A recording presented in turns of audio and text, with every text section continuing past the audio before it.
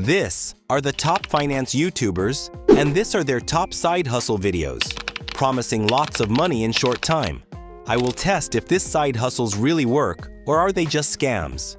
So first, we need to understand what makes a side hustle profitable, as there are some side hustles that make a huge amount, but others don't make a penny. So, why does this happen? Well, there are 3 key points on which it depends. If any side hustle can fulfill all 3 of these factors, then it will be a mega success. But if it cannot fulfill any of them, then it's a sure disaster. So what are these key factors? First, low competition. If you're jumping into a game where everyone's already playing, good luck getting noticed. You want a space where you're not elbowing through a crowd just to get a seat at the table. Second, high demand. No matter how great your idea is, if nobody wants it, you're sunk.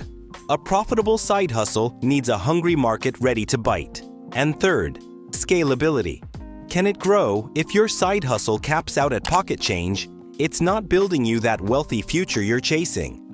You need something that can level up as you do. Got those in your head? Good, because now we're using them to test the big promises from these YouTubers. Let's start with Iman Gadzhi and his video editing side hustle. Ready for the truth? Here it comes. Iman Gadzhi's all about that entrepreneurial vibe, and he's hyped video editing as a killer way to cash in. He says it's in demand, easy to learn, and a fast track to profits. So, I rolled up my sleeves, learned the basics, and spent a month editing clips for clients. Sounds promising, right? Well, not so fast. Here's the reality check. The video editing market is packed. There are thousands of editors out there, many undercutting prices just to get gigs. Low competition? Nope, it's a battlefield. Sure, there's demand, but it's not as golden as Iman paints it. Businesses want pros, not beginners, and they're not paying big unless you're top tier. And scalability? Forget it. I was stuck at $20 an hour after weeks of grinding, with no clear way to scale without a huge time sink or a team. After a month, I barely broke even. Video editing? More like video exhausting. But hold up, there's more to unpack. Next, let's talk Mark Tilbury and his faceless short-form content side hustle. Mark's a wealth-building legend, and he swears you can rake it in with short, faceless videos. No camera, no problem. I gave it a shot, pumping out TikToks and Reels for 30 days. Did it work? Let's break it down. Creating content without showing your face sounds cool, but it's tough. You need killer visuals and hooks to stand out. And guess what? The short-form space is a shark tank. Low competition? Ha! Everyone's doing it, from teens to brands. High demand's there, people scroll endlessly, but scalability's the kicker. Monetizing shorts is a slog. Ad revenue's tiny, and sponsorships don't come easy without a massive following. I got some views, sure, but the cash? Barely enough for a coffee. Mark's pitch feels more like a dream than a paycheck. Curious about the last one? You won't believe this next hustle. Finally, Joshua Mayo and his selling stickers side hustle. Joshua's all about simple, creative ways to earn, and he claims selling stickers is a low-effort win. Design, print, sell, boom, profit. I tried it.